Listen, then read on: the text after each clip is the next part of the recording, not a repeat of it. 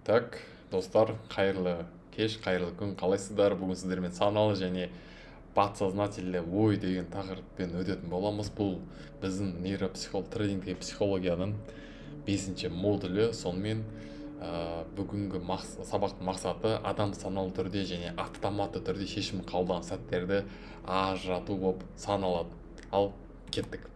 Подсознание тренингтегі жасырын қозғаушы мотор. Сіздің бүкіл шешімдеріңіз осы подсознаниеден, достар, шығады. Подсознание деген не? Ол қазақша айтқанда бұл түп сана болып саналады. Түп сана деп айтамыз ғой. Біздің санамыз бар және түбіндегі түп сана болып саналады. Біздің автоматты түрде қабылдайтын шешімдеріміз, ойлану процестері бүкіл подсознаниеде болады. Ол автоматты реакциялардан тұрады. Үйренген әдеттеріміз болып саналады. Өткен тәжірибе мен опыттың жиынтығы болып саналады. Және эмоциямен байланысқан шешімдер болып саналады. Тренингте шешімнің 80-90% автоматты түрде қабылданады. Допустим, сіздің даже свечной анализ жасауыңыз, маркеттің структурасын қарай алуыңыз, ликвидтерді таба алуыңыз, соның бәрі подсознательный процесстер, достар. Сіздің өміріңіздегі даже бүкіл жасалған заттарыңыз, қалай ұйықтайсыз, қалай тамақ жейсіз, қалай басқа адамдарға күлімдейсіз, қалай сөйлесесіз, оның бәрі подсознаниеден шығады, достар. Хорошо, подсознание дейтін біздің былайша айтқанда памяттегі бүкіл заттарды жүйелеп жасап отыратын бір процесс деп айтсақ болады. Хорошо, неге трейдер өзі байқамай қате жасайды? Сіздер, например, өздеріңіз байқамай слив болып отырсыздар. Сіздерде ондай мақсат болған жоқ қой, слив болам деген, немесе ақша жоғалтамын деген мақсат болған жоқ қой. Бірақ сіздер ол қалай слив болғандарыңызды, ақша жоғалтып алғандарыңызды білмей қаласыздар. Потому что оның бәрі подсознание шығып отыр, достар. Ол қандай көріністер, ода қандай көріністер орын алады. Қол өзі кнопканы баса береді, лот жоспардан тыс өсіп кетеді және стоп жылжиды. Бұның бәрі сіздің подсознательный процесстен қабылданған шешімдердің салдары десек болады. Себебі подсознание қауіп бар деп санайды да, и тез әрекет ет деген сізге сигнал жібереді, и сіз тез әрекет етіп бастайсыз, достар. Сондықтан сіздер көп қателіктерді байқамай жасап жатасыздар. Подсознание қашан бастайды? Біріншісі ол сіздер стресс кезінде, екіншісі қорқыныш болып жатқан кезде, үшіншісі ашкөздік болған кезде, яғни сіздер көп ақша табам деп кіре бересіздер да, былайша айтқанда бет алды кіре бересіздер, и подсознательно қате шешім жасайсыздар. И төртіншісі шаршағанда сіздің уже санаңыз жұмыс жасамайды, сіздің миыңыз уже жұмыс жасамайды, сіз уже подсознательно бет алды ұра бересіздер сделканы. Бұл кезде саналы өшеді, подсознание іске қосылады, и сіздер өздеріңіз не істеп қойғандарыңызды білмей жатасыздар, достар. Потом счеттарыңызға қарайсыздар, 0,0 болды. Қорытындысына келген кезде, егер трейдер подсознаниесін түсінбесе, достар, ол рынокта емес, өзін жеңе алмайды. Не то что рынок, адам өзін жеңе алмайды, достар. Саналы бақылауды дамыту жолдары туралы сөйлесейік. Саналы ой деген не? Саналы ой деген бұл байқап қарау, тоқтай алу, графикті байқап қарау. Сіздердің реактивный шешімдеріңізді тоқтата алу, дұрыс таңдау жасау. Саналы ой деген ол баяу болуы мүмкін, бірақ дұрыс шешімдер жүйесі болып табылады. Сондықтан всегда сделка кірген кезде баспен ойланып көру керек. Бет алды былайша айтқан сезіп тұрмын, шортқа кетеді, лонг береді деген ондай не проканайды, достар. Хорошо, енді так,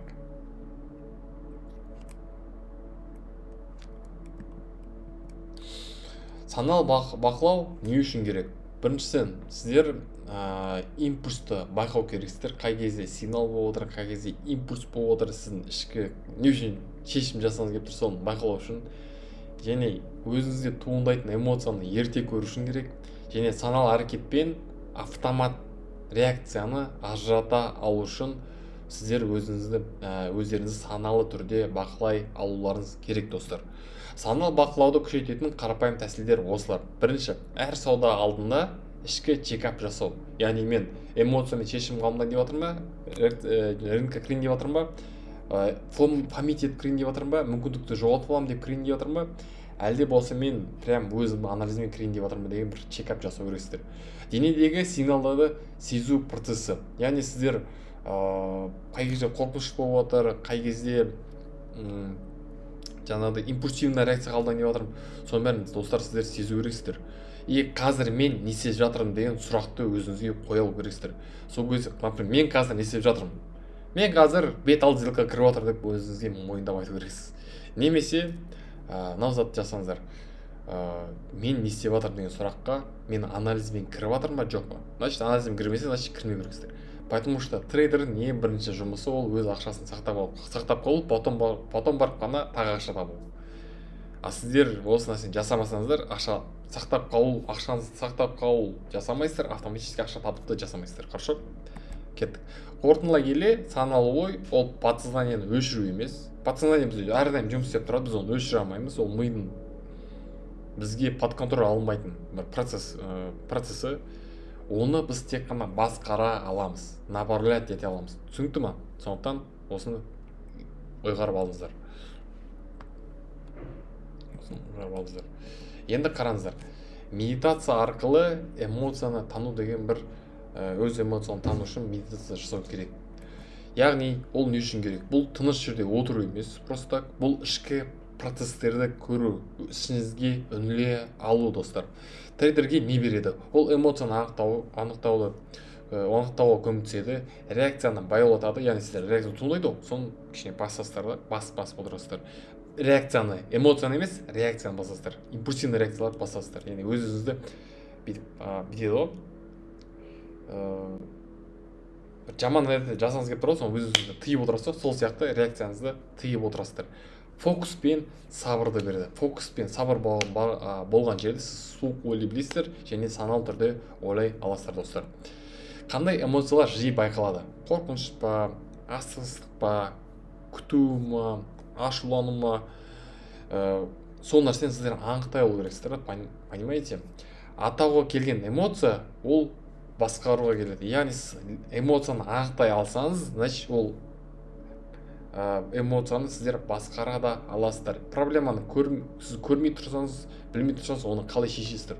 Бұл туралы сондай парадигма, достар, парадигма. Қорытындылай келе, танылмаған эмоция ол саған басшылық етеді. Сондықтан эмоциямызды тани білу керекпіз. Медитация арқылы, жаңа өзімізге қоятын сұрақтар арқылы осыны обязательно тәттілеріңізге жазып алыңыздар и өзіңізбен өзіңіз жұмыс істеңіз. Бұл міндетті түрде керек. Енді автомат режимнен шығу туралы сөйлесейік. Автомат режим деген не? Ол автомат түрде қайталана беретін заттар да, короче. Ол бірдей қателіктер, сол бірдей сценарий, ақшаны сливать ете бересіз, бірдей қателік жібере бересіз, зонадан кірмейсіз, подтверждение күтпейсіз деген заттар да, и бірдей нәтиже аласыздар. Соответственно, бірдей нәтиже аласыздар. Сіздер профессиональный трейдер болмайсыздар ондай кезде. Автомат режим қашан қосылады? Ол қатарына минус болған кезде сіз уже до конца қадалайыншы деп қадаласыздар. Үлкен профиттен кейін адам үлкен профиттен кейін өзіне қатты сеніп қояды иногда ше. Мен пипецпін деп ше, мықтымын мен деп. Көп ақша таптым, болды, еще мне получится деп автомат түрде кіре береді дағы. Ол дұрыс емес, достар. И уақыт қысымында пайда болады. Уақыт қысымы дейтін не? Біздер қазір лонг кетейін деп жатыр, волатильный болып жатқан кезде, немесе сізде сыртқы жағдайлар, сізде үйге қайту керек болып тұрады, бір жаққа бару керек болып тұрады, автобус келіп қалады, немесе сондай жағдайлар болады, или бала жылап жатады, соған бару керек болады. Из-за этого автомат түрде сіз сделка кіріп кетесіз, дұрыс емес заттар жасап қойсыз. Хорошо? Автомат режимнен шығудың белгісі. Сіздер тоқтай алу керексіздер. Сауда жасамауды таңдау керексіздер. Сауда жасамауды таңдау. Сауда жасамау деген зат емес бұл. Мен сауда жасамауды таңдаймын деп шешім қабылдайсыздар. Түсіндіңіздер ме? Сол кезде сіздер солай жасамайсыздар. А пока сауда жасамаймын деген айтсаңыздар, олай болмайды. Жоспарға қайта оралу. Сіздің определенный планыңыз болады ғой. Тек қана зонадан кіремін, ТВХ-дан ғана кіремін, зонадан ғана кіремін, подтверждениемен кіремін. Сондай жоспарға, планға келу керексіздер. Сол нәрсеге қайта оралуға көмектеседі автомат режимнен шығуыңыз. Қорытындылай келе, кәсіпқой деген профессионал трейдер әр мәмілені, әр сделканы емес, өз күйін бақылайды, өз состояниесін бақылайды, ішкі состояниесін бақылайды, өз-өзімен жұмыс істейді, достар. Хорошо? Ол сделканы бақыламайды. Оқтана бүйтіп тұрады, яқтан шорт кірдім бет, неғандай бағадан. Достар, Это чушь собачья. Профессиональный трейдер өз состояниесімен жұмыс істейді. Потому что сделканы жасайтын сіздің состояниеңіз. Түсініп тұрсыз ғой? Мүмкін сіздің сделкаларыңыз сізді бай қылатын шығар, да, качественный сделкаларыңыз. Бірақ ол сделканы жасайтын сіздің состояниеңіз. Соны ұмытпаңыздар, достар. Хорошо? Состояние болмаса, сделка болмайды, нормальный сделка болмайды, дұрыс сделка болмайды. Дұрыс сделка болмаса, сіздің ақшаңыз болмайды. И депозит минус болады. Енді практика.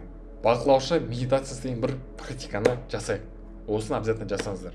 Саналы бақылауды дамыту мақсаты автомат реакцияны ерте байқау. Автомат түрде бит. Сделка кіре бермек та. Не нәрсе де автоматически қосыла береді. Не нәрсе қорқу ма, ол не болу керек. Соны бақылау керексіздер. Ол қалай жасалады? Примерно 7-10 минутпен жасалады. Бірінші қадам сіз дұрыстап отырыңыз. Дұрыстап, аккуратно өздеріңізге ыңғайлы отырыңыздар. Тыныш жерде, арқа тік болу керек, потому что сіздің жұлыныңыз, позвоночниңіз бәрі түзу болса, өзі дұрыс ойлай білесіздер. И уверенность артады. Көз жұмық немесе жартылай ашық болу керек. И өзіңде жағын бір әуенді немесе видеоны, бір медитациялық, осындай бір видеоны қойып қойсаңыздар болады. Ол ютубта бар, ютубта көп, соны қойып қойсаңыздар болады, хорошо? Дальше. Екінші қадам. Тыныс алу керексіздер. Терең демалу керексіздер. Демалуды өзгертпеу керексіздер. Яғни сіз бір қалыпта демалып, дем шығарып отыру керексіздер. И тек бақылау керексіздер. Тек бақылау керексіздер. Бұл медитация болып саналады. Хорошо, өзіңізді бақылаңыздар. Үшінші қадам. Ол өздеріңіздің енді ойларыңызды бақылау. Яғни ой келеді ма? Байқаңыздар, қандай ой келді? Ойдың артынан қоламаңыздар. Еріп кетпеңіздер, деп кетпеңіздер. Керек емес ол. Өзіңізбен қалыңыз. И бақылау тоқтатпаңыздар. Ой келеді, ой кетеді. Былайша айтқанда, сіздің отырсыз ғой, сіз өзіңізді өз ойларыңызды артынан қарап отырасыздар, жоғарынан да, өзіңізге жоғарынан қарап отырасыз. Метамышление дейді бұны иногда. Сөйтіп қараңыздар, өзіңізге жоғарынан қараңыздар. Өзіңізді бақылаңыз деген сол. Төртінші қадам. Эмоцияны бақылау. Қандай эмоция туындайды? Дене қай жерде қысылды? Бір жақтан жүрегіңіз дүр етті ма, миыңыз не істеді ма, қолыңыз, иығыңыз ба, сол нәрсені достар бақылаңыздар. Бұл жақта бұл әр адамның жаңағыдай сенсорикасы, жүйке жүйесі әртүрлі болғандықтан қысылу процесі де денесінің реакция алуы әртүрлі болады. Соны өзіңізде бақылап көріңіз. И қандай сезім бар, соны тоже бақылап көріңіз. Қорқыныш па, бұл күту ма, бұл қалып кетем деген ба, или бұл тыныштық состояниесі ма, тыныштық состояниесіндегі эмоциялар ма, соны тоже бақылап көріңіздер, хорошо? Осыны бақылаңыздар, достар. Бесінші қадам, қайта оралыңыздар. Тынысқа қайта оралыңыздар. И қазір сәтке келіңіздер. Тынысы қайта. Сіздер арасында тыныстарыңыз бұзылуы мүмкін. Бірақ тынысыңызға қайта оралыңыз. Яғни сіз өзіңізде бір қалыпты дұрыс ритмнің болуын өйстіп тренировать етесіздер. Бұл обязательно жасалу керек. И қазір сәтке кел, қазір сәтпен өмір сүр деген бір сіздерге совет. Енді қандай нәтиже шығу керек? Егер дұрыс қолдансаңыз, сіздің ішкі импульстарыңыз әлсірейді, саналы пауза пайда болады. Сіз любой кезде, графикте, жаңағы сделка жасайтын кезде саналы пауза болады. Саналы пауза пайда болады. Саналы пауза жасауды үйренесіздер. Үйтпей үйренбейсіздер. Сіз үшін мен келіп үйретпеймін. Сіз үшін басқа біреу үйретпейді. Сіз үшін Майкл Джексон келіп үйретпейді. Хорошо? Сол үшін осыны ескеріңіздер. Шешім сапасы артады. Сіздер дұрыс шешім қабылдап бастайсыздар. Неяқта ликвид шешпепті ғой, неяқта мынандай болыпты ғой деп. Сондай заттарды былай көре білесіздер да. Өзіңнен көре бермейсіздер, былайша айтқанда. И автомат режим, достар, баяулайды. Автомат режим жасай бермейсіздер. Саналы түрде жасайсыздар. Качественный сделка деген осы. Качественный сделкалар осыдан шығады, достар. Хорошо? Ескерту айтайын. Мақсат ол ойды өшіру емес. Тупо полностью расслабление етіп қалмаңыздар. Ойды өшіру емес. Ол сіздің мақсатыңыз ойға ермей үйрену. Ойға, импульсқа автомат түрде болатын реакцияларға еріп кетпеу. Хорошо? Ол орды блоктан реакция керем, орды блоктан сделка керем, сразу керем деген ондай ой болмасын. Өздеріңізді бақылаңыздар, достар. Хорошо? өз ойларыңыз негізі алдайды. Сол ойларыңыз алдаған кезінен сіздер біраз заттардан қорғалып отырсыздар. Хорошо? Бүгінгі сабақтан кейін енді достар, дәптеріңізге осы конспектті обязательно жазып алыңыз. Бұл өте құнды зат. И осыны сіздер ритуалға айналдыру керексіздер. Ритуалға емес, әдетке де айналдыру керексіздер.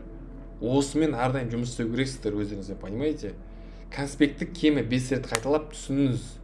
Басқа адамға түсінігіңізді айтып беріңіз. Практикалық тапсырманы орындаңыз. Сізге мен сәттілік тілеймін. Бұл обязательно орындалу керек, достар. Вообще, мынау трейдингте айтады ғой, адам өз-өзі, трейдинг деген бұл графикпен арпалыс емес, трейдинг деген бұл адам өз-өзімен арпалыс деген зат. Мен бүгінгі сабақта сіздерге өзіңізді қалай саналы ойға жеткізуге көмектесетін құралдармен бөлістім, және қалай ол процесс болу керек соны түсіндірдім. Бұны өзіңізге жаттап алыңыз. Сіз бұны түсінбейінше сіз қателікті жасай беретін боласыз. Так что досым, мен сізді жақсы көремін, мен сізді сыйлаймын, мен сізді құрметтеймін. Сіз де мені құрметтесеңіз, сіз өзіңізді жақсы көріп, өзіңізді құрметтесеңіз, осы заттарды обязательно жасаңыз. Келесі сабақта көріскенше.